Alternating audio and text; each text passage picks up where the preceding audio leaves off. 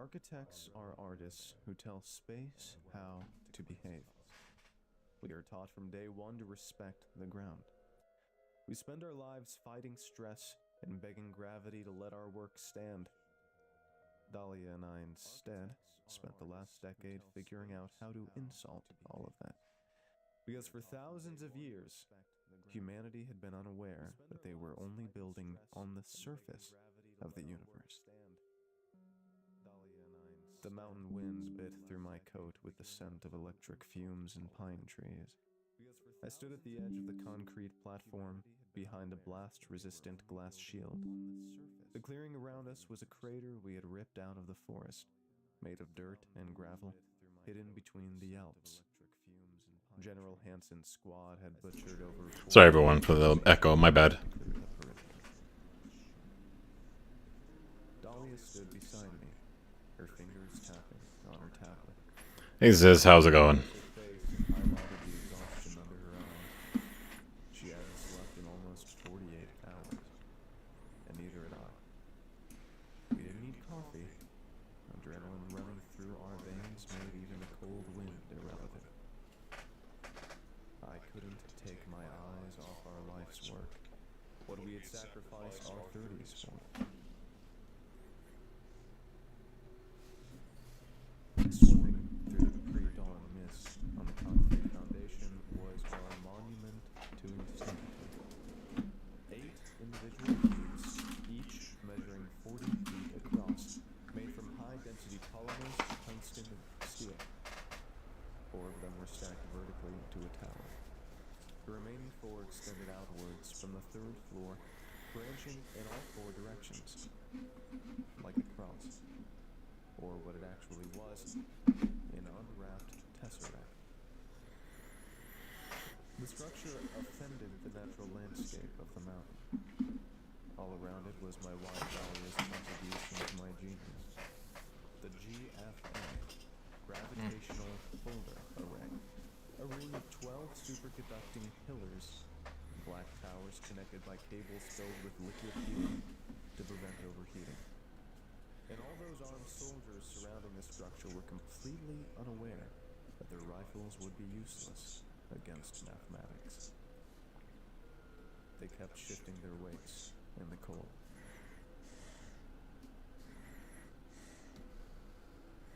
Pressure across the primary nodes is stabilizing.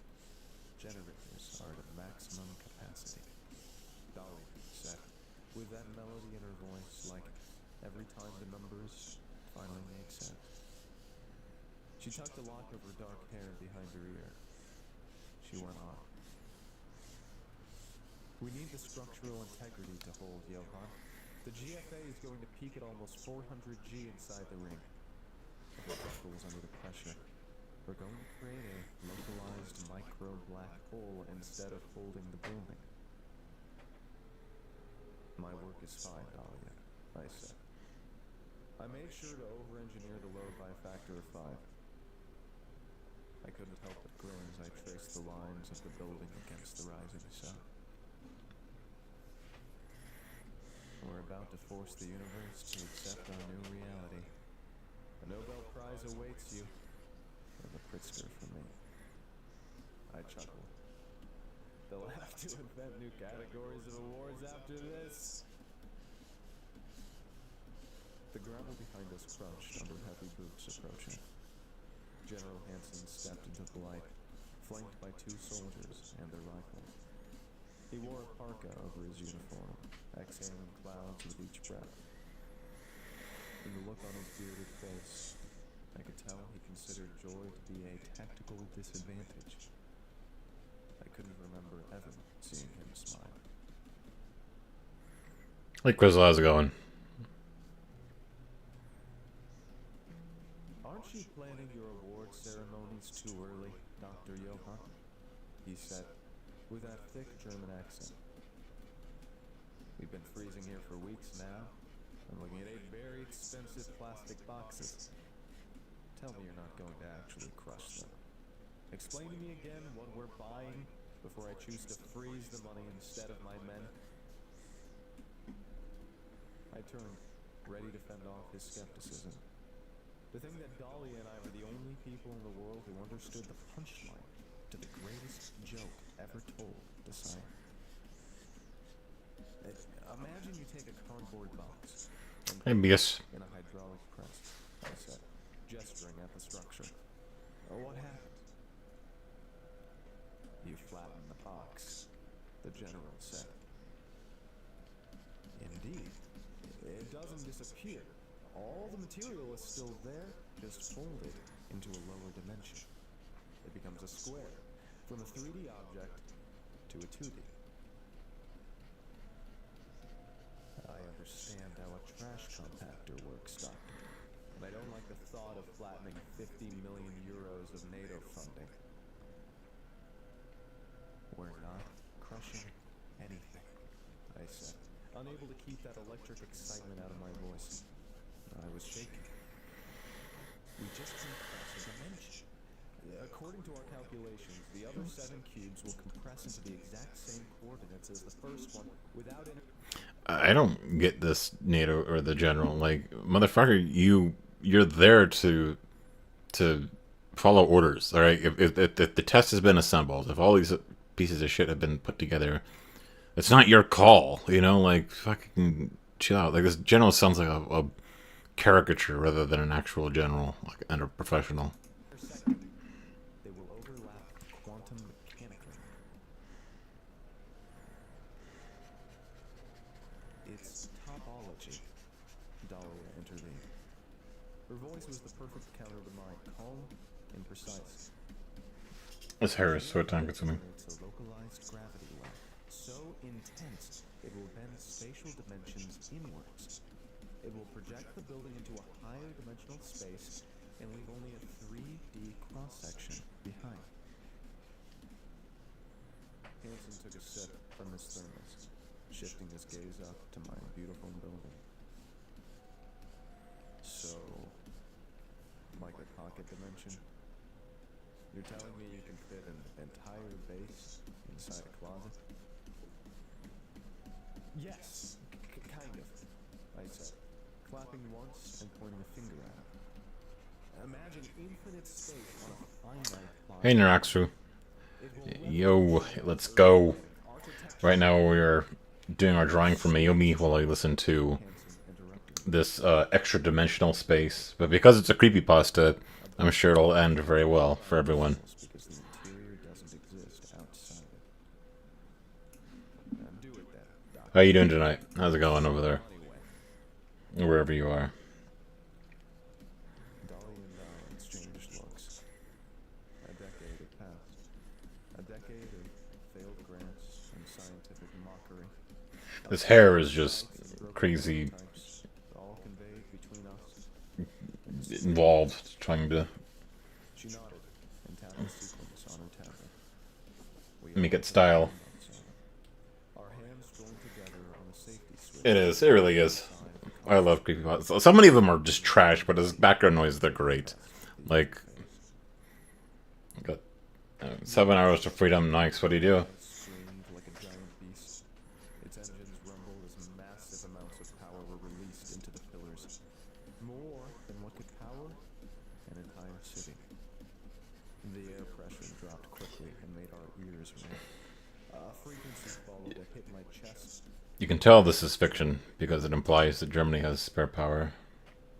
The reaction assaulted our biology rather than our eyes. There was no flash of light or laser beams. It all happened just like in our simulation.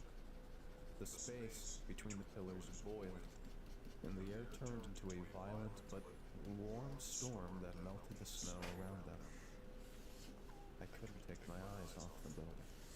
Lights bent all around it, following geometric arcs that were impossible to predict. Gravitational lensing. That was the name. Like the light of a star passing behind a black hole. Even space itself was behaving like air above a jet plane. Gravity was pulling it inward. All the steel stretched into a translucent distortion, slowly bleeding into the cube beneath.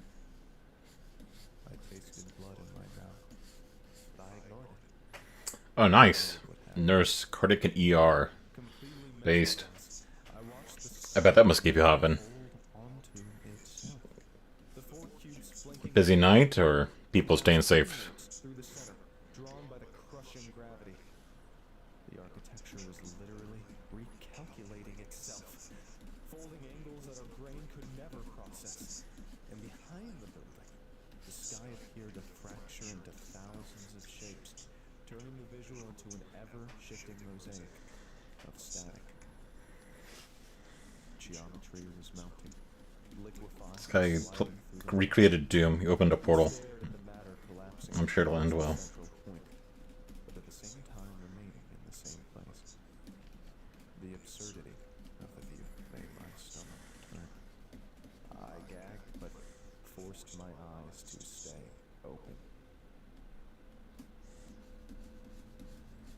The scream reached its peak with a vibration that almost shattered the glass. With a shock wave of air that slammed the dirt and leaves across it, the noise vanished. A perfect silence fell onto the entire mountain.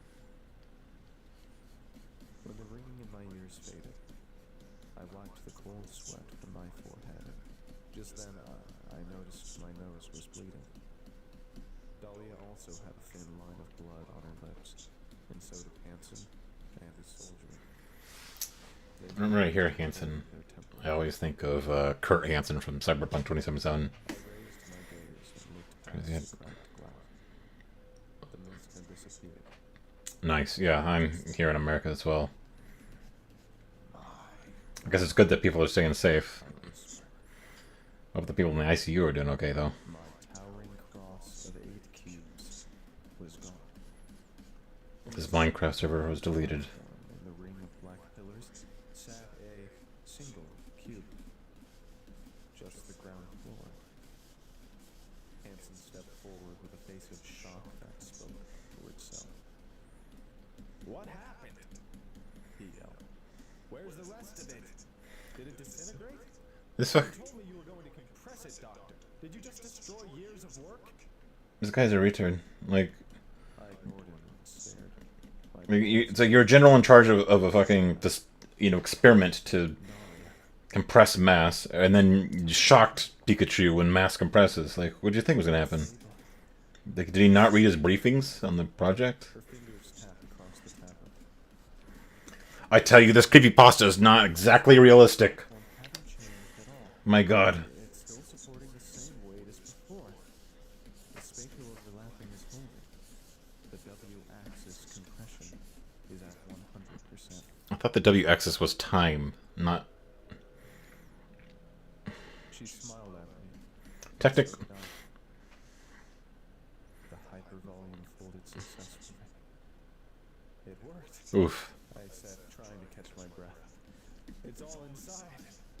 Hopefully it doesn't get too crashed. Slammed into me. My legs were giving out, but my hands I guess if work is slow when you're working in the coat and held it. nursing, I buried my face in that's a good sign. with tears wetting the fabric. We hugged, ignoring Take it the easy. soldiers and the freezing wind returning. Like two people who'd spent the last 10 years digging a tunnel out of a prison, and finally found freedom. Where did the other floors go? The general asked. It's all there, I said. We just can't see the other 7 rooms because our eyes are locked into 3 dimensions. We're just looking at a single face of it. Radiation levels are negligible, Dahlia reported, her eyes darting between her tablet and the single cube. Gravity is normalized. Atmosphere is standard. We walked across the dirt towards the perimeter of the platform. Hansen followed us, flanked by his soldiers, their faces pale in confusion. From that angle, the cube looked completely normal. Just a gray box of brutalist architecture with a door on the front and windows on the love. sides. I got a kitty right here. Hi, Skipper. So, the general said with a gesture towards the cube. Can we walk inside? Why would you walk inside? Not yet. Why would you go in? I was about to continue when I took a few steps to the right to get a better angle of the structure Like send drones in. and the magic happened. As my perspective shifted, the cube reacted. It moved. The front face containing the door contracted inwards and flattened into a sheet of light. At the same time, the left wall unfolded outwards to replace it. The door became a ghostly image that lingered for a second before bleeding and vanishing. It slid back into the center and became translucent, while a blank panel folded out from the opposite side. I stopped dead and watched in awe. My God, the general said. What the hell is that? One of the soldiers yelled, aiming his rifle at the cube. Did any of them read the briefings? We both screamed. Hansen drew his own rifle, taking a step. Dr. Johann, the building is moving. You said it was stable. Why is it tracking us? You fucking idiot. It's like looking through a prism. Your view is changing. I sidestepped to the right, and the cube reacted instantly. The wall retracted into an impossible center, and the face with the door came back, pulled from the interior to face me again. Yeah. Motions were so Because you're looking at something that's distorted. to watch. It's not moving, and it's not tracking us, I said, taking ragged breaths. The knowledge hit me with massive force. Nothing is alive, General. It's just the projection. Speak English, Doctor, Hansen said without lowering his weapon. I thought he was German. He's right. Dahlia stepped in front of him. Think of a normal 3D cube. If you look straight at it, you only see one face, a square. But if you walk around it, you see the other faces. What we're looking at is no longer a cube.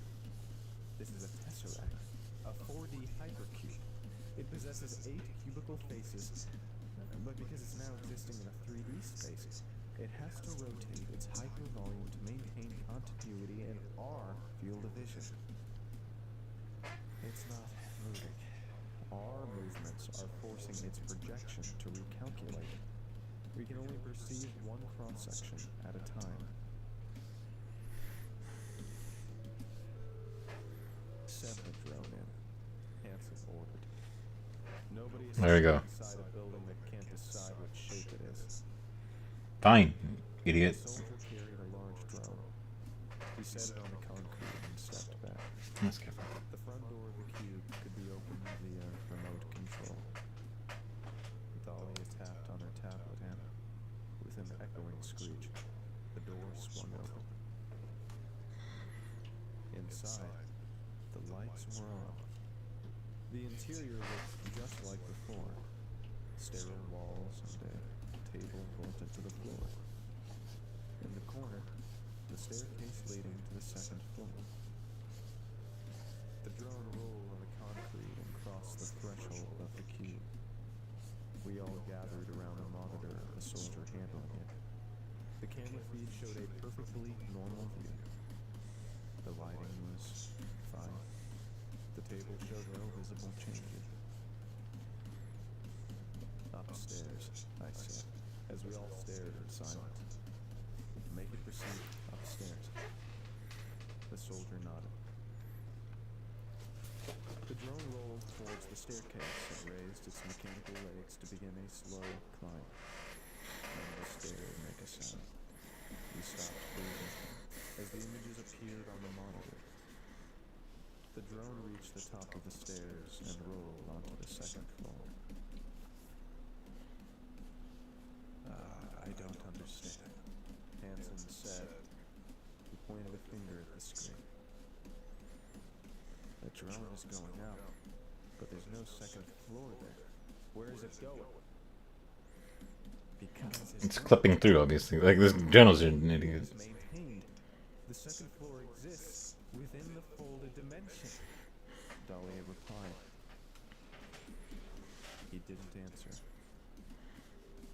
drone reached the second floor, transmitting footage of the room and its pristine walls and windows. Hanson was no longer looking at the monitor. I followed his gaze.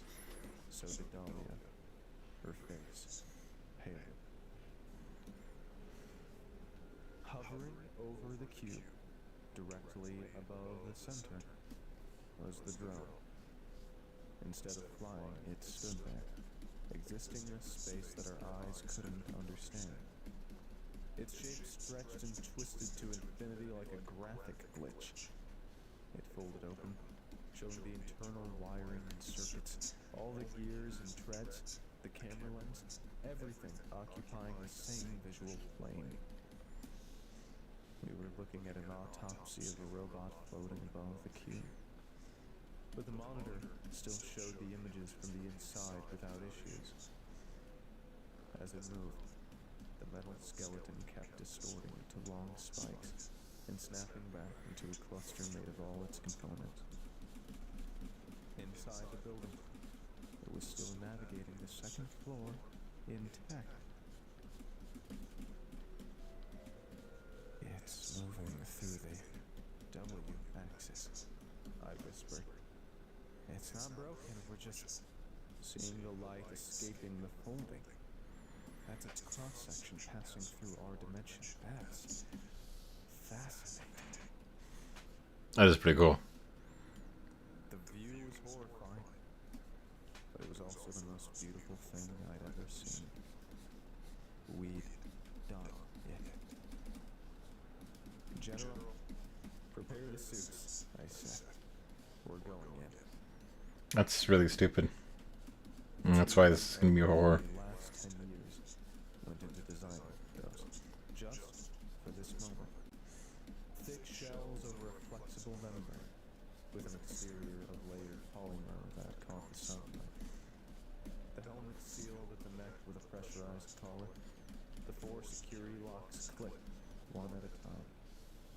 We looked like something between deep sea divers and astronauts. Dr. Johann, you want me to put this on while my men are securing the perimeter in winter clothes? Hanson said, pulling at the gloves of his suit. This feels a bit excessive. If you prefer to walk in without one, Dahlia intervened. Be our guest, General. You said the building is stable. Indeed it is, I said, working the zipper on my torso. But we're not. Our bodies are still 3D. That stops being trivial when we cross that. I pointed towards the cube. The GFA compressed the volume across a W axis that we don't possess a sensory organ for. If we walk in there without protection, every cell in our bodies will be trying to occupy the same coordinates as themselves. Our organs would unfold outside of them. The general didn't answer. Dahlia finished the explanation. The suits enforce boundary condition. They keep our body's location consistent. In short, they will tell the universe that we are still three-dimensional in a very angry way. That seems like an incredible leap of Looking unhappy with the explanation. of, They put on the helmet. whatever The suits were wired. technology. Cameras each, one in each direction, and microphone. The soldiers outside would have a live feed, or so we thought. Dahlia had done the math on what happened to electromagnetic signals when they crossed a dimensional edge. Shrink this down. We chose not to share that with the general yet. He grabbed his rifle and led the way. We crossed the platform. 3 people who had run out of things to say. The cube sat there in the center of the ring of pillars, like something people would worship. A puzzle waiting to be solved, or a warning begging to be heard. Very, very foreshadowing. The mist had cleared, leaving behind a sky too blue and clear, like the world itself wanted to observe. Hanson walked in first, raising the rifle to shoulder height. To greet us was the most normal banality. Why would the general wouldn't go in himself? He would send like special forces or something. The walls, the table. On the opposite side, a window showed the mountains and the line of pine. The sunlight came from the distance and formed a yellow lone square on the floor. Nothing told us we were navigating a hyper-volley. Smells like a construction site, Hanson said. Dahlia's helmet shook slowly. No, it doesn't. We can't perceive smells through the suit. It's a phantom sensation. She checked the reading on her tablet. Atmosphere is standard. Oxygen at 21%. Gravity is 9.81. She glanced towards the window. Visual from outside is undistorted. Of course, I said. We're still in the 3D section. The drone sat at the top of the staircase where it had stopped, intact. Its light blinked green and steady. Might have sounded silly, but I felt affection for it. It went in first and came back calm. The first human-made object was stuck in a 4D space. We live in a 4D space. Humanity would remember it like the first man on the moon. I smiled. The staircase ended in a square hole in the ceiling. The normalcy of our footsteps noise made a cold sweat run behind my neck. Hanson swept the barrel of his rifle across the room as he approached the staircase. Keep a tight formation. General, there are no living entities in this structure, Dahlia said, following. Furthermore, your weapon is about to experience some unfolding. This general is like just such a caricature, honestly. Like he's such. Ignored her. Like, His helmet pointed up, eyes locked on the top as he climbed the first step.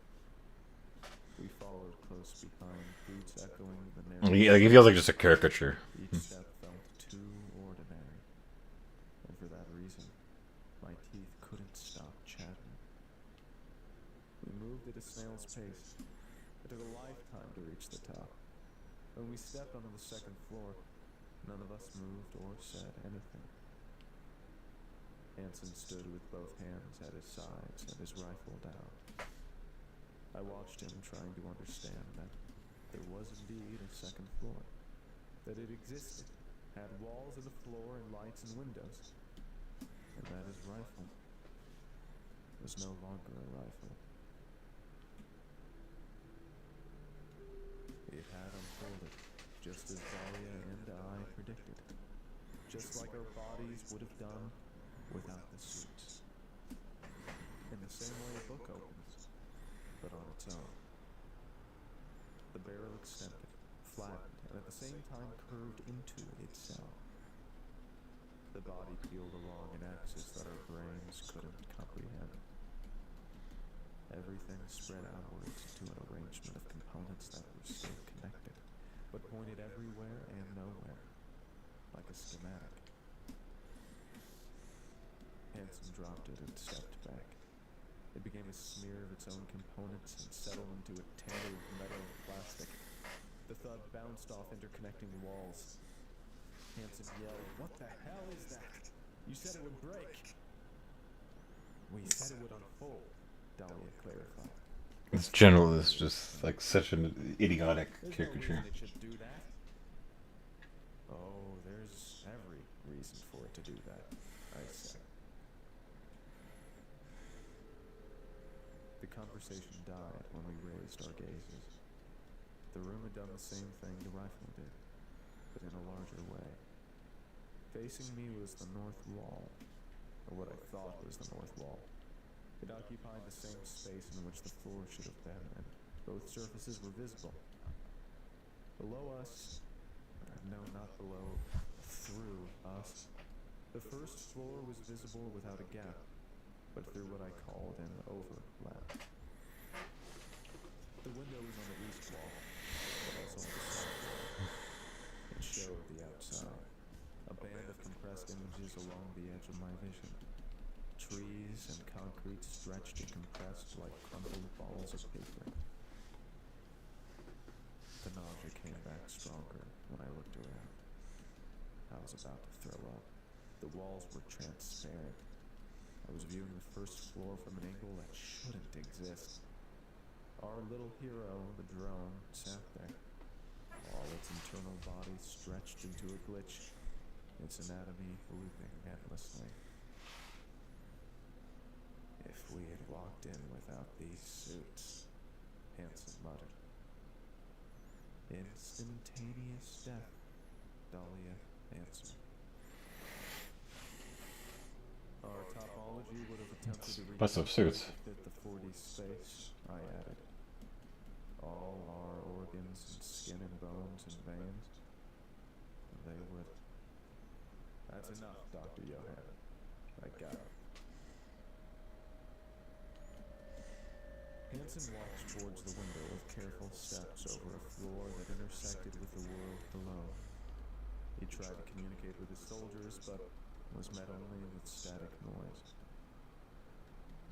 Oh, we expected that, I said. Radio waves in a 4D space propagate in a hypersphere rather than a sphere. In a folded environment, the propagation path doesn't end where the receiver is. The signal is nowhere to arrive. Think of it like trying to deliver a package to an address that exists on every road on the planet. So we're isolated. We've always been, Dahlia said, with no worry in her voice. We just couldn't prove it until now. The light shifted. The entire room darkened. I caught something at the edge of the window. Darkness, like a shadow moving. It crossed the mountains and the structure. It was gone in a second.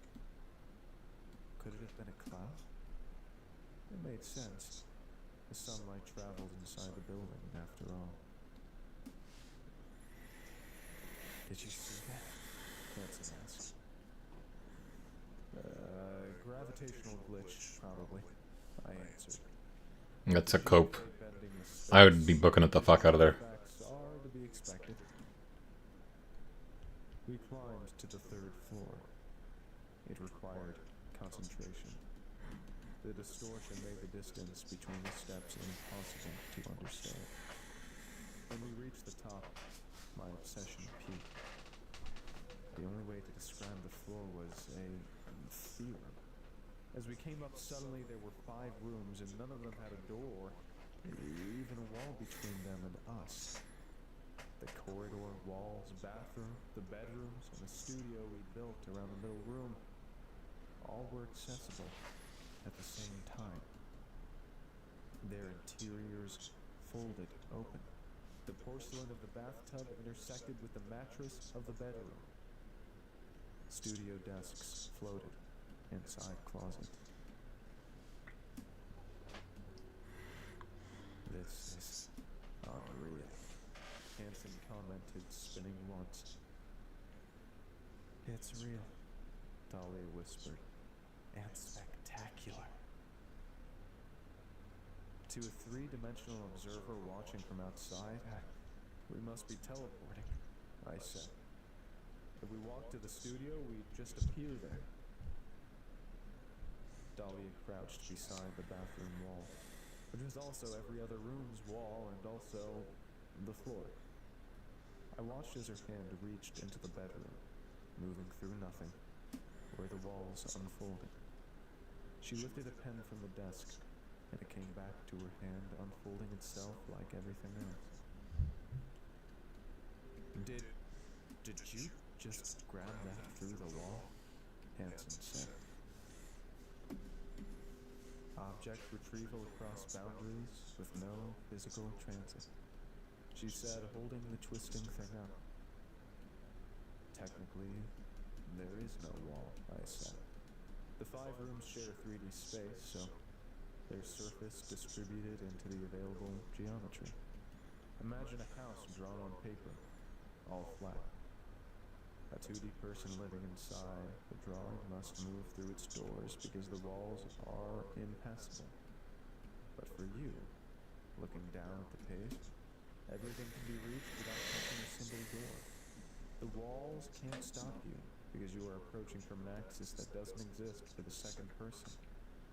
That's us, right now. We are standing above the page. I should stop asking questions, Hanson said. Yeah, I agree. There was a table in the studio, which we had put as a simulated habitation test. And from the higher dimension, I could see the top and the bottom at the same time. I could see inside the drawers. Dahlia ran her measurements again. Atmosphere still standard and gravity at 9.6. Interesting. A small deviation, but not alarming. Radiation increased slightly, but still way below dangerous levels.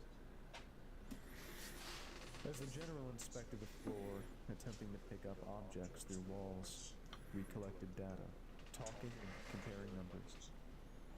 And so, we heard it. First came a vibration, a frequency that our microphones caught before our ears did. It rose into a moan, deep and uneven. Something that didn't fit any scale we could identify. The closest thing I could No, you done it. was a whale's lament, but it came from above. At the same moment, the light dropped again. This time, all the rooms darkened for several seconds, as if something was passing between the sun and us. Can visual artifacts make noise, Dr. Johan? Hanson said. Yes. We Fuck it. don't I just said Dahlia yeah answered. for now. And I knew her too well to see how much those words hurt her to say. The readings are normal. Nothing spikes during the day. No pressure change, no radiation anomaly. Nothing. It might be dimensional resonance, I said. In a folded space, the geometry is touching the adjacent regions. Sound might behave differently. Instead of propagating through a medium, it goes through the shape of space itself, and the shape of space here is... I gestured, unsure of what to say. I don't know. Hey Yumi, how you doing? Acoustic artifact from the fold itself. From the fold? Hanson echoed. Like an echo, from the shape of the room instead of the room. The staircase to the last floor felt steeper, harder to climb. We didn't need the readings to notice the air was different. Heavy, holding a certain resistance, the same way air feels before a huge storm.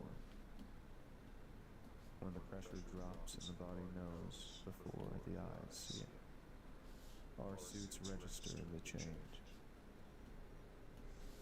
Gravity is at 8.8. We've lost over 10%. Dahlia held her tablet up. Radiation went up 40%. Still within safe levels, but it spiked. Pressure is down 8%. She turned to face me. Johan, this wasn't in our simulations. Is that a problem? Hanson asked. I wanted to tell him no, that everything was fine. It means the fold here is affecting more than the physical geometry. There might be let's call it a battle between the compression and the gravitational field we haven't accounted for. Will the suits hold? They will. They can hold more than this, Dahlia confirmed. We stepped towards the windows of the fourth floor, and outside, the world had broken. It had said a huge fuck you to perspective. It took me a minute to understand what I was looking at. The soldiers down there, all of them, I could see every single one, were visible in their entirety. No, not through their clothes or skin, through everything. Their whole architecture flattened in the same space as their bodies. Muscles stretched over bones, opened like a blueprint. Their lungs pulsed with each breath, and the blood traveled through arteries across the whole body. They walked around and talked to each other, unaware we were looking at them from a dimension they couldn't see. To another person, it must have been horrifying. To me, it was the most intimate thing I'd ever seen. My men! Hanson yelled when he looked out. They're fine, General, I said. Jesus, this guy's an idiot. In their position, nothing changed. We're just looking at them from above the page. Remember? They only look like that from up here. Hanson stepped back and didn't look again. Dahlia took her measurements as I photographed every overlapped surface. We checked every reading and talked to each other at a speed that made it sound like a foreign language to anyone who hadn't spent a decade on this project. I laughed when she made a joke, a good one that nobody else but the two of us could get. The last staircase loomed in front of us, ending in a metal door. The roof access, and the exact position where we'd built it. And that never sparked any particular interest in me, until that moment. The air was becoming too dense, and the gravity was playing unfunny jokes, but I wanted to do it. I had to. Observe the world in full tetradimensional space. I had to see what was on the other side. You're an idiot. We have sufficient data, Dahlia said. We should head back. Her face through her helmet was something I couldn't read. For the first time since we'd met in middle school. We were both doing the calculation, but not the same one. We didn't come this far only to go back one step from the finish line, I said. You're an idiot. We came this far to collect data, Johann, and we have enough. We've proved the hypervolume exists. The space is too volatile. But there's more above us. That's the problem. There could be too much above us. Hanson stepped between us, facing me. Yeah, I'll say this. Whatever made that sound earlier came from up there. He pointed at the roof door. And my opinion about sounds I can't identify is to not walk towards them. Yeah, this guy's an idiot. He fucked everyone. We literally bend in space-time. Oddities are to be expected. You said you didn't know what it was, Dr. Johann. I just don't know what category it belongs to. We've spent 10 years building this door, and I'm not refusing to open it now that it stands in front of me. I said too loudly, stepping past both of them, and climbing the distorted steps 3 at a time. This is the paradigm shift. I am documenting the roof.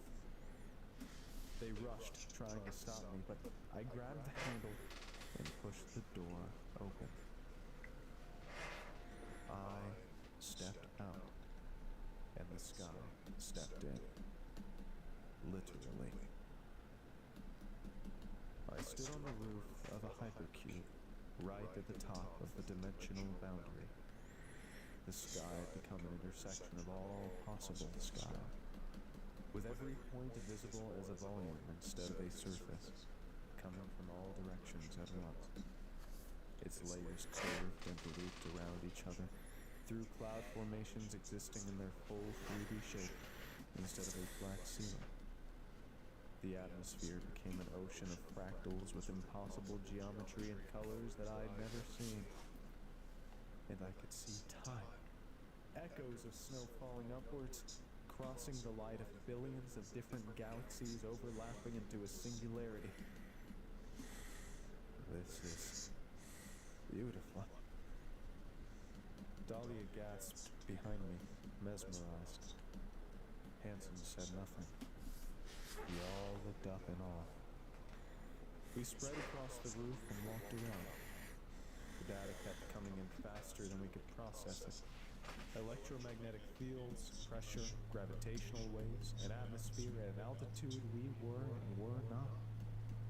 And in all that, I couldn't stop talking.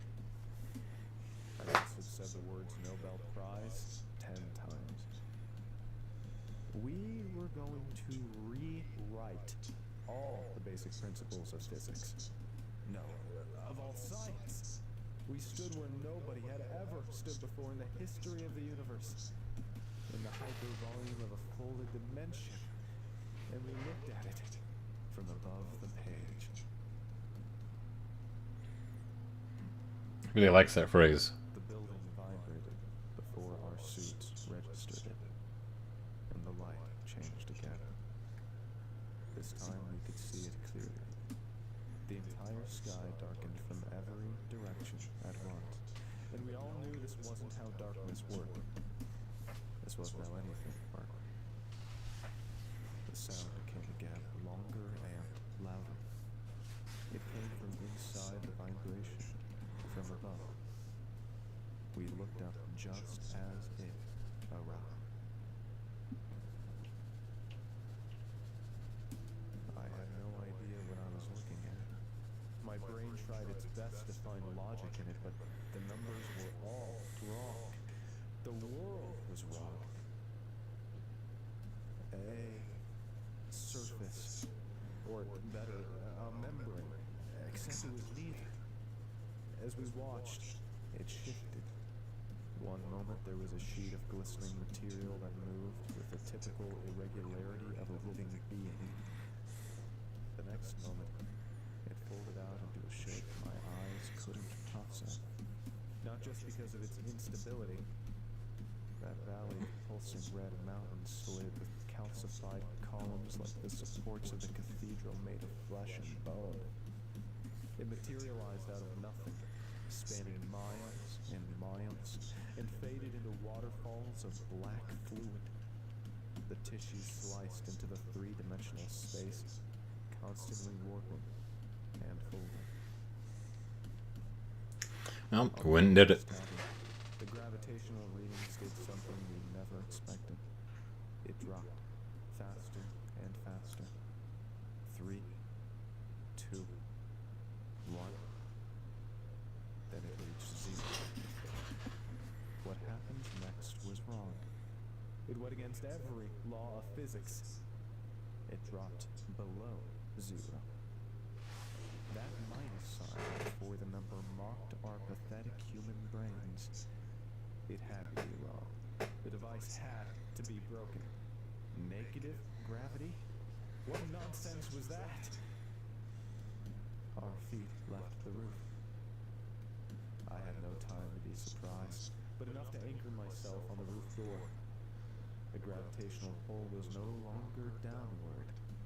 My vision twisted and slowly rotated until the sky was below me, like an endless ocean, and the roof was now a ceiling. Hansen floated in the air. Both his hands grabbed my ankle. Below him, dangling over the 40 Dahlia clung to Hansen's belt, her boots kicking the empty space. "Johan!" she cried. "Hansen, don't let go!" I shouted.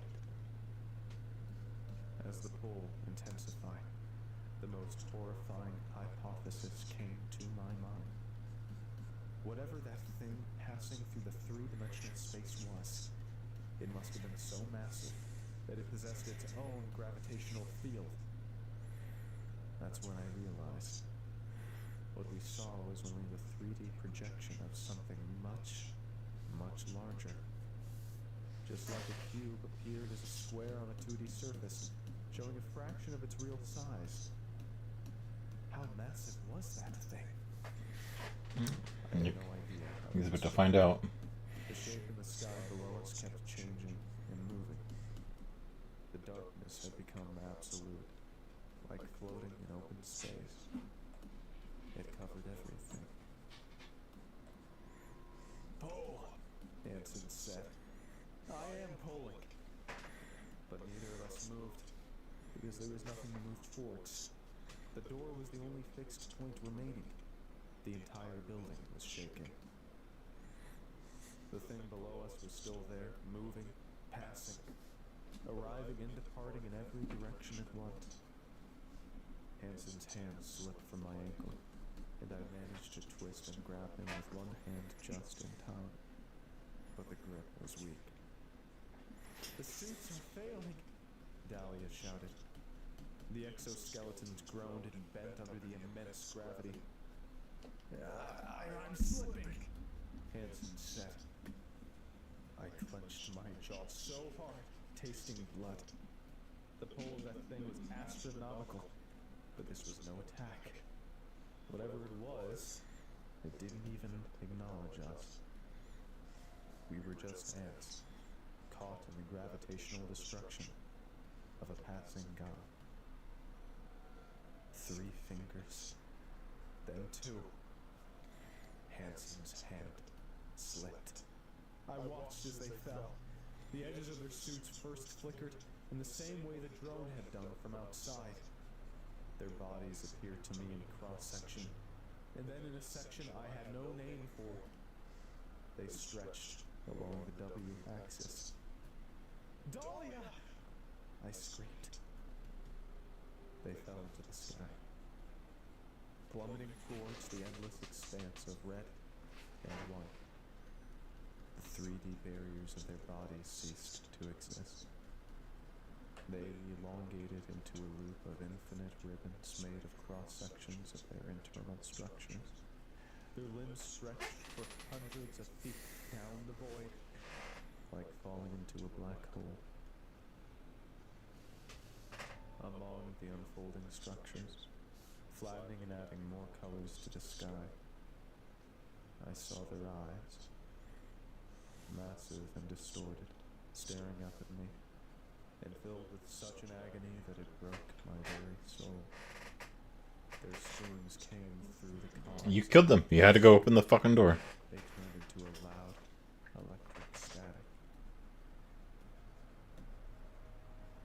When the light returned, my vision rotated again. Gravity slammed me on the roof floor and left me lying on the concrete, with the 4D sky back above me. My shoulder broke with a sickening crack.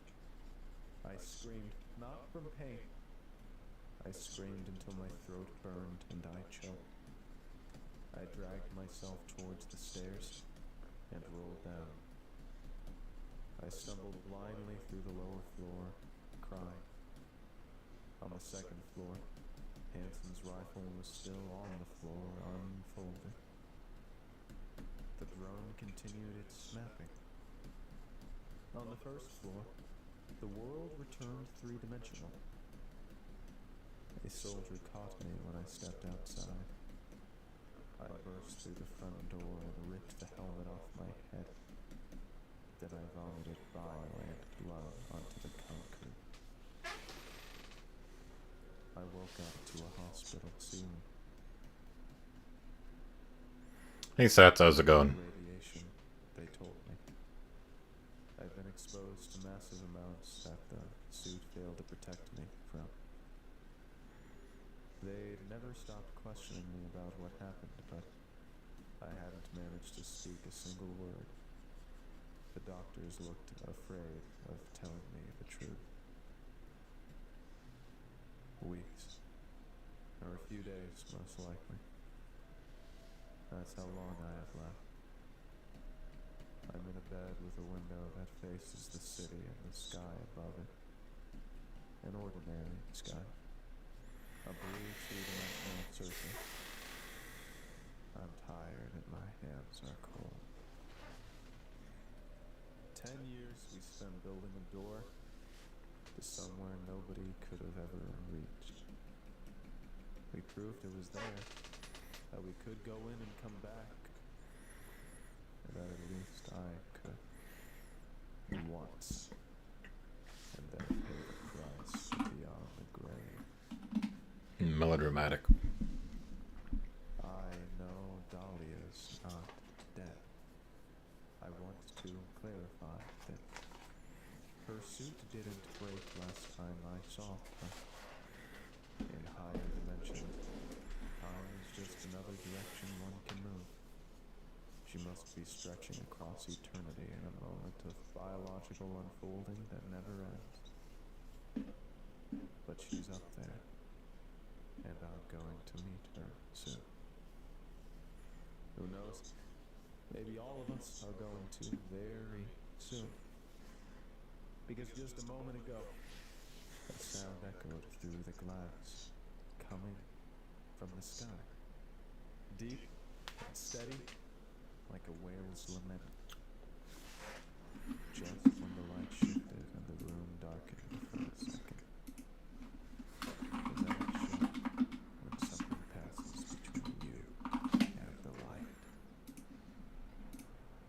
It swam across the sky. I saw it, eclipsing the entire planet. A colossal section of glistening muscle and bone. Its shape changing and moving in every direction at once, bleeding from its higher dimension into ours. I'm sorry. I brought it here. I don't know when it's going to tear the sky open, but I know that the sirens won't even have time to start. I just hope I'll be gone before that. Alright, on that, I'll take a quick break here.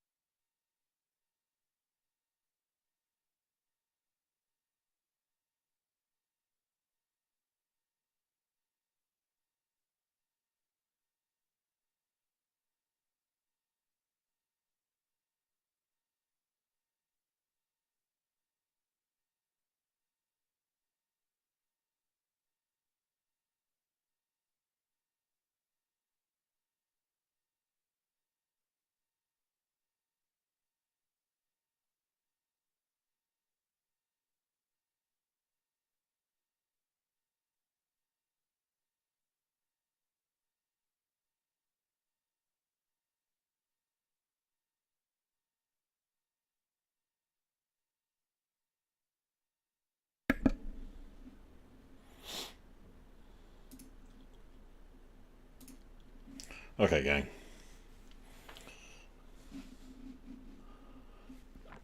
Let's find something else to listen to. Sorry, I had to take a little breather there.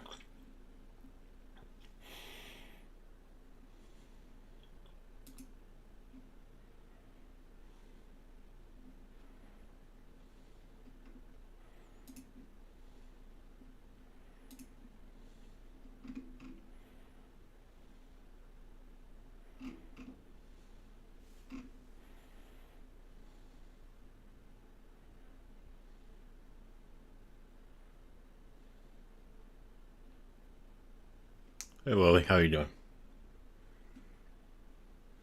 Leedy. I'll be it. Hold on just a second. I'm picking out music right now, Leedy. How's your night going?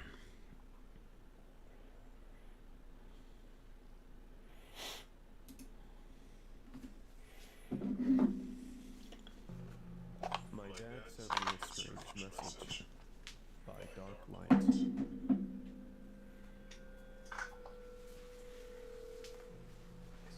I shifted uncomfortably in my seat, restless, like I was sitting on pins and needles. My hand reached for the phone beside me, pressing the power button again.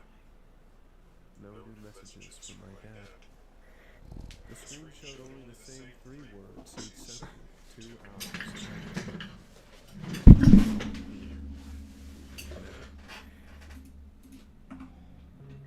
Come here. Now. After that, the screen was filled with my frantic paragraphs and missed calls. None of them answered. I thought about texting again, maybe calling one more time. Instead, I dialed his landline. It rang and rang until a robotic voice of the answering machine cut me off. Is it a landline? I tossed the phone into the passenger seat and forced myself to breathe deeply. The air inside the car felt suffocating, like it was crushing my lungs. I rolled the window down all the way. The freezing wind slammed against my face at 120 kilometers per hour, filling the car. I didn't slow down. My foot stayed heavy on the gas as I tore down the empty I-70 highway toward the small town where my parents lived. The only light on the road came from my own headlights. The clock on the dash read 1:35 a.m. I'd left just 5 minutes after Dad's text, and still had at least half an hour before I reached town. My mind was a demolition site of terrible scenarios. Yeah, how's that they're kidding? What if something happened tomorrow? What if they'd been in a bad car accident? What if they were lost somewhere with no cell service? Then how did he text? The harder I pressed on the gas. The engine screamed in protest. So call 911, genius. If you're that afraid of the... It was unbearable now, so I rolled it back up. I flicked on the radio, hoping music might calm me down. They say music helps, and for a few minutes it did. I found myself drumming my fingers along to the bass, the panic in my chest faded. Then my phone buzzed. The vibration against the passenger seat cut through the music like a knife. I shut the radio off instantly and snatched my phone. The notification read, "One new message from Mom." The preview showed only the first 6 words. "Aiden, if you ever get a massage." I had to tap it to see the rest. My fingers jabbed the screen twice, then I entered my password. But the signal out here was terrible. The message wouldn't load. Frustrated, I glanced up at the road for just a second. And what I saw made me fling my phone across the car and grip the steering wheel with both hands. I slammed on the brakes so hard the car screamed, tires shrieking as I skidded sideways across the empty lane until I came to a stop. My first thought? I imagined it. It had to be. I blinked, rubbed my face, then twisted around, eyes straining into the red glow of my taillights. Nothing. Still, I eased the car onto the shoulder and slowly reversed. A few meters back, I saw him, standing perfectly still in the middle of the road, head turned toward me, eyes glowing white in my headlights. Matteo? I slammed the car into park and stepped out. The cold cut through me instantly. What the hell are you doing out here, man? He didn't answer. I walked closer. Matteo had been my best friend since childhood. He worked at a garage back in town, while I left for college. We didn't see each other much anymore, but we were still close. When I got within a few meters, he finally moved, slowly turning his whole body toward me. My car broke down, he said flatly. He gestured behind him. A red Ford sat idling on the shoulder. I glanced at it. Matteo used to talk non-stop about how one day he'd buy a motorcycle and ride across the world with me on the back. A Ford wasn't what I'd expected. But people change, right? I scratched the back of my neck. What exactly is wrong with it? I don't know. It just stopped. His eyes never left me. Skipper. Not once since I'd stepped out of my car. And his voice, it wasn't right. Matteo always had a deep voice, but now it was deeper, like his throat wasn't his own. I let out a shaky laugh and clapped him on the shoulder. Look, man, it's freezing out here. Let's leave the car for now. I'm heading into town anyway. You can ride with me, and tomorrow we'll come back and check it out. Sound good? He only nodded. His expression never changed. Grab whatever you need from your car. I'll wait in mine. Even as I turned my back, I could feel his eyes burning into me. Like, obviously something's wrong, man. Walked back to my car. Maybe you should have pushed it. I was a step from the driver's door when something exploded against the back of my skull. White, hot pain. Someone had hit me. Hard. Yeah, guess who? I collapsed, the asphalt rushing up. I wasn't fully unconscious. I saw the blood dripping onto the pavement beneath me. Felt the warmth spreading down my neck. I tried to look back, to see who it was. Then another blow landed, and everything went black. I don't know how long I was out. When I woke, panic slammed into me like a truck, because I couldn't move. My arms were tied to the chair with thick ropes. Fucking body snatchers got him. My legs. My heart thundered against my ribs, shaking my whole body. Before I could even scream, I heard it. Footsteps. Slow at first, almost cautious. Then louder, heavier, echoing in the small space around me. Someone was pacing the room, back and forth, just out of sight. Who's there? I shouted.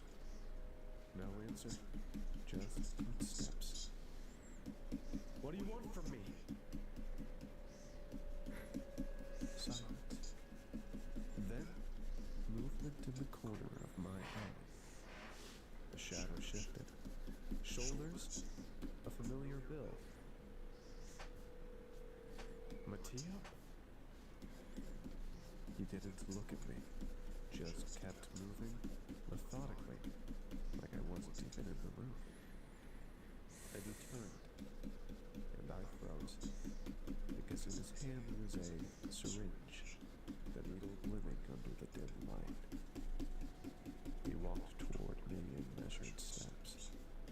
I couldn't even react before he grabbed a fistful of my hair, yanking my head to the side, and drove the needle to my neck. I screamed. Yeah, you're My gonna. body jerked against the ropes. Your organs are harvested now. Sucks to you. When I woke again, the air was colder. The first thing I noticed was the faint light of dawn creeping through a small, filthy window. The second was the same. Metal on metal. At first I thought tools. A drill, maybe. Then the sound changed. Scraping. Grinding. No, it was sharper than that. Like a blade being sharpened. Mattia passed by me without a glance, heading to a steel cart in the corner. A surgical Yep. cart. The kind doctors wheel into Getting his organs harvested. top of it, instruments. Knives, scalpels. Things I couldn't name. My body buzzed with static terror. I pulled at the ropes until my wrists spun raw. Nothing. Mattia turned, holding a pair of scissors. What are you doing? I demanded. He reached for me. I flinched back. But he only snipped off a lock of my hair, dropping it into a small vial, and tucked it into his pocket. Mattia, what the fuck is this? Untie me! I screamed. The sound bounced off the walls, pressing back into my ear. He didn't answer. Just moved back to the cart, calmly selecting another syringe. This one was empty. He stepped close, voice flat, mechanical. Relax. Just need a blood sample. If you move, the needle will break off when you wrong. My entire body seized with fear. I froze as he slid the needle into my vein, drawing blood. When he was done, he set the syringe on the cart.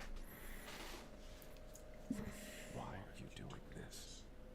I whispered, my voice trembling. He didn't answer. This time, when he turned back, he was holding pliers. Big ones. No, I snapped. Wait! He didn't stop. The pliers opened around my finger.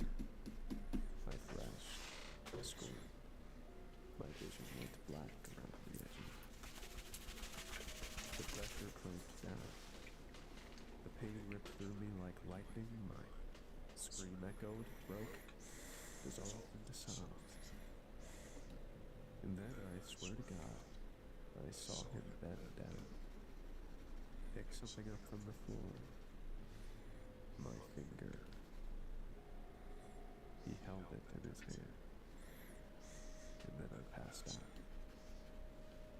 When I came to again, it was dark. Night. The room reeked of iron and rot. My head spun. I looked down and almost vomited. Where my finger had been, the bone jutted white through the shredded flesh. The joint barely hanging on, crusted in dry blood. The agony surged back, instantly tearing through me. Mattia, my friend, had tortured me, and now I was going to die here, in his basement. But I'm not someone who gives up easily. I looked at the ropes binding my left wrist. The knot was just within reach.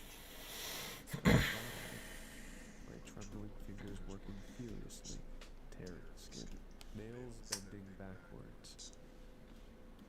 The footsteps came back, running this time. I yanked harder. My fingers slipped. closer, louder. My heart pounded so hard it drowned out my own thoughts. I wasn't going to make it. The ropes wouldn't come loose. And when the footsteps stopped right behind me, it did. Please, I begged, my voice cracked.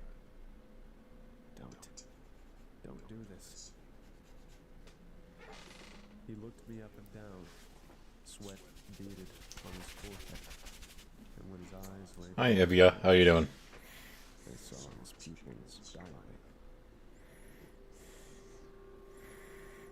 David, so it's you. Are you okay? I didn't know what kind of game he was playing, but I knew I couldn't stand it. The closer he got, the heavier the fear pressed down on me. He must have noticed the worry on my face, because he backed away. It's okay, I won't hurt you. As he glanced around nervously, he did something I never expected. He untied me.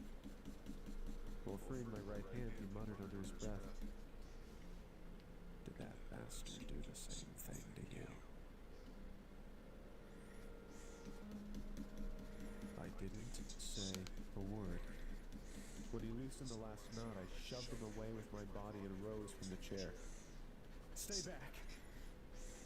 "Relax, Aiden. Not him." "What? You literally tore off my finger." "No, that wasn't me, I swear." He raised his hands like he was surrendering. "Aiden, I know your head is spinning. I'll explain everything, but right now, please trust me. Your friend. Let's get out of here." A muffled crash echoed from upstairs, like a vase shattering on the floor. Both of us instinctively looked up. Then Matteo turned back to me with wide, pleading eyes. "He must be here. We have to go, Aiden, please." The sound came again, louder this time. Maybe he was tricking me. Most likely he was, but I was too weak from the blood I'd lost. I had no other choice. I nodded, and we slipped out the same door he had come through. We hurried down a short flight of stairs and into the main hallway. Matteo led, signaling me to stay quiet. To my shock, he pulled a small pistol from his belt. He didn't speak until we reached the front door and stepped into the garden. He pointed toward an old motorcycle. "Get on." Running after him, my patience broke. "You said you're not him. Then who the hell was that? And what did he want from me?" He didn't answer until he straddled the bike and started it. Just before I climbed on, he pulled out the pistol again. "If you see anything dangerous, shoot in my place." I shook my head. "Are you insane? I don't know how to use that thing."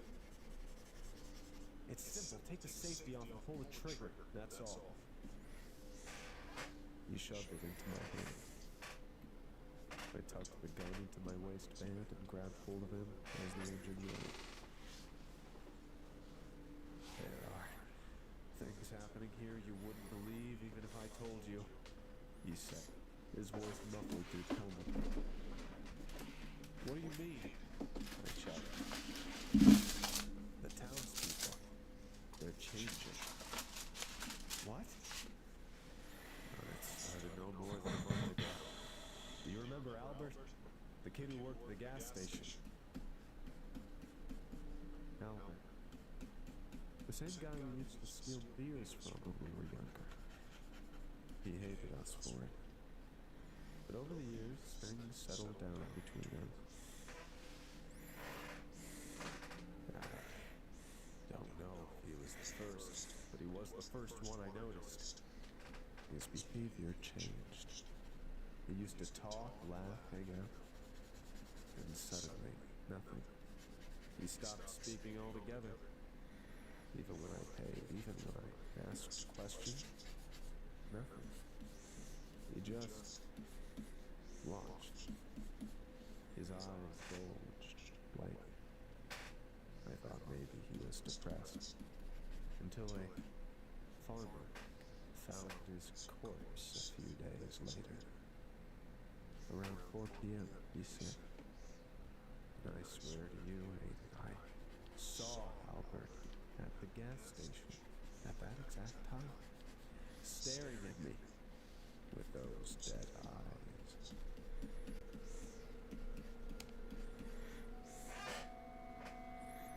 We rode in silence for a while. I called it body snatchers.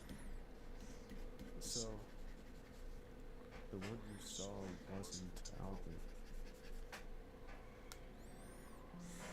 The police got involved.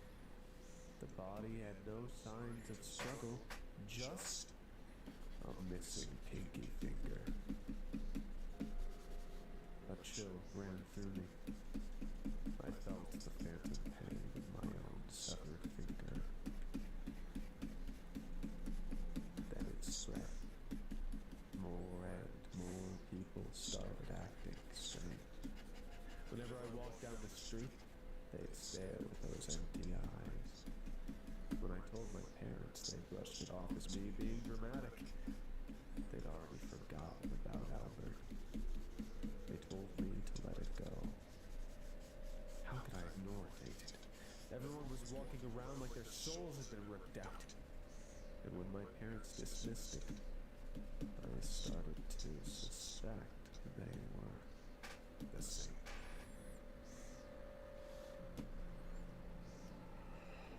He paused. His right pinky was wrapped in a bandage. I hadn't noticed until then. I was right. They tied me up, did the same thing they did to you. Do you know how it feels to have your own parents cut off your finger? The pain is one thing, but the betrayal. His voice cracked. They tried to kill me. Afterward, I saw what they'd done to others. The furniture store downtown. It's filled with bodies. All the people they've killed. My parents? They're in there too. Rotting. I heard him sniff from inside the helmet. Compared to him, I'd gotten off easy. But then a terrifying thought hit me. Mattia, did you see my parents? He hesitated, then shook his head.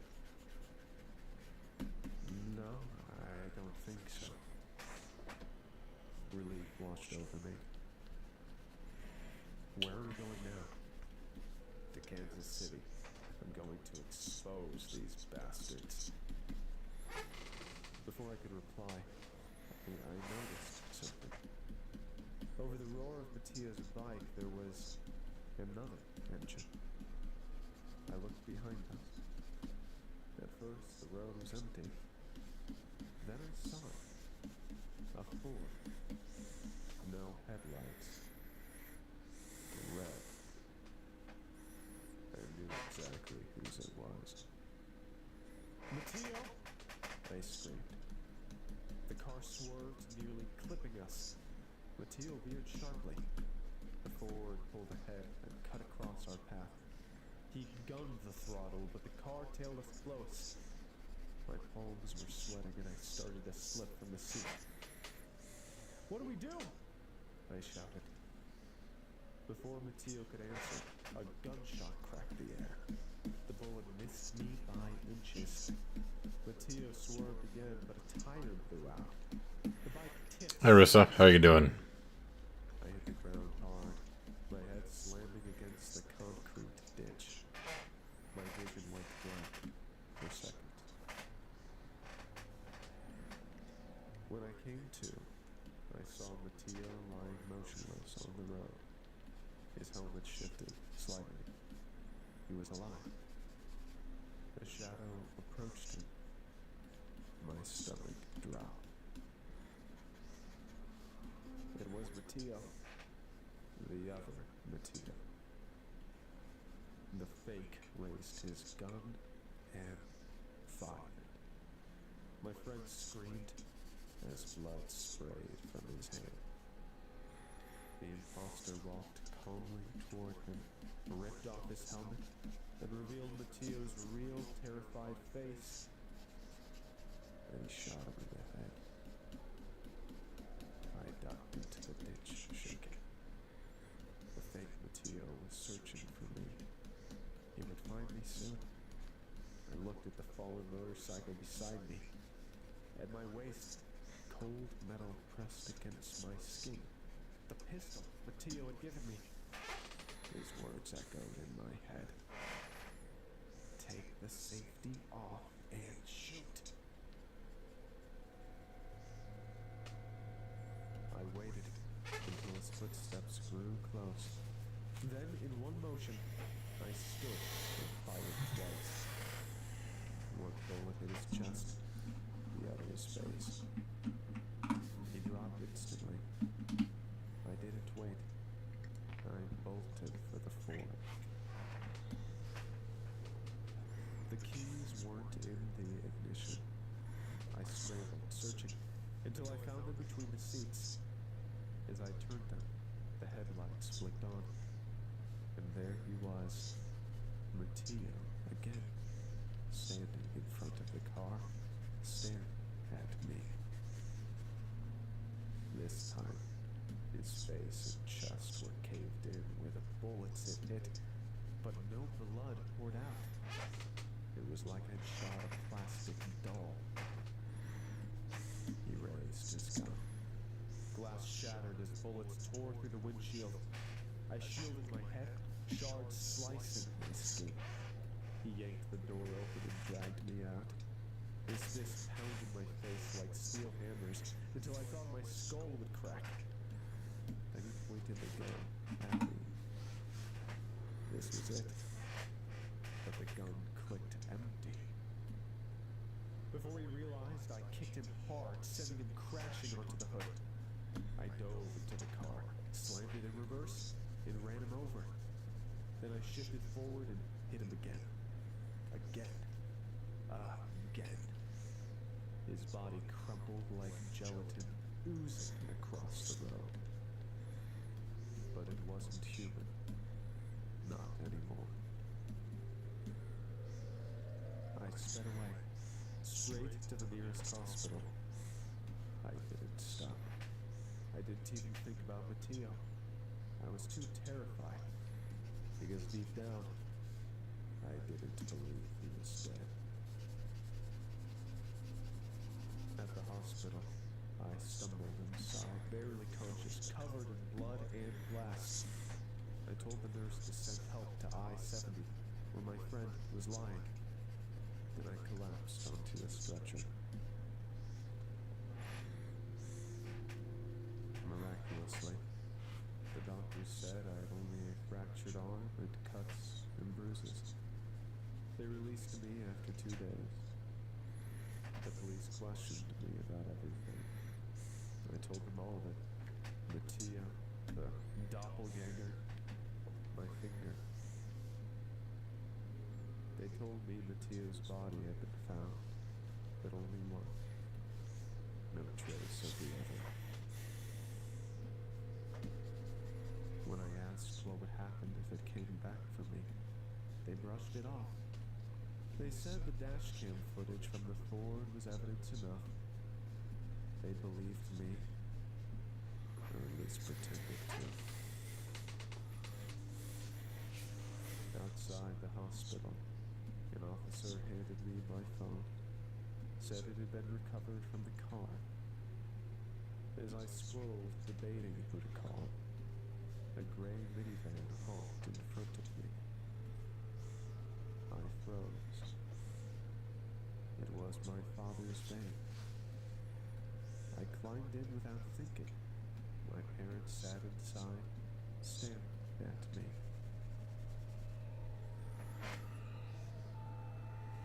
How are you, sweetheart? Me turd. My mother asked coldly. I smiled weakly. I'm okay. Just glad to see you. My Yeah. father turned to me. You're doppelgangers. We're taking you home, Aiden. Home? Back to the town? But it's not safe. Mattia told me. Home is safe. We're going home. I leaned back in the seat, exhausted. But then I remembered. The text. Dad, you messaged me. Told me to come to town. Why? It doesn't matter anymore, son. It's been handled. As I scrolled, I noticed another unread message from Mom. The one I hadn't finished reading the other night when this all began.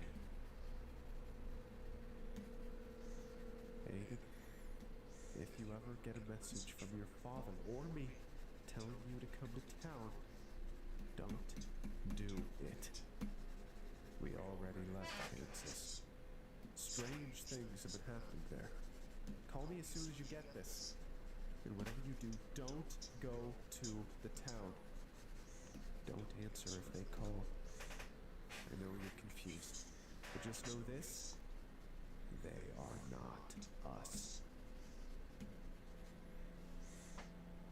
When I looked up from the screen, my father was watching me in the rearview mirror. Hey, Kaylin, how you doing? My mother slowly turned around, eyes locking on mine. Is something wrong, son? I forced a cough to hide the lump in my throat. No.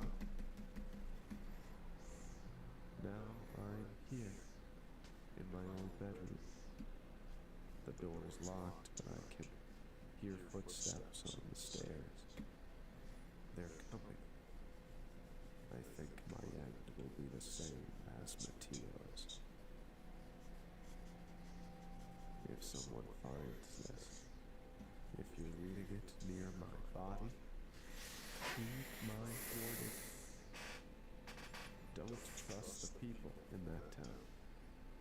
I don't know what they are, but they are not us. They are not us. They are.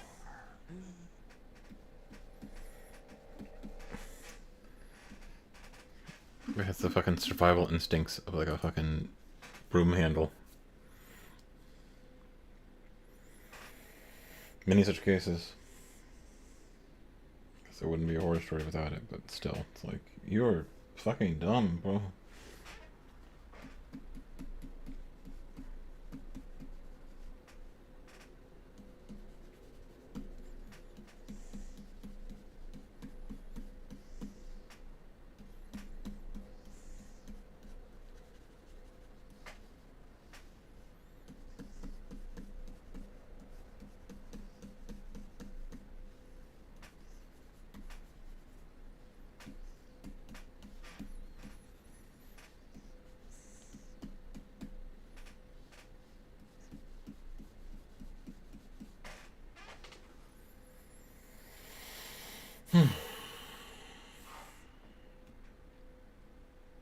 What do you guys think? Let's call it there, huh?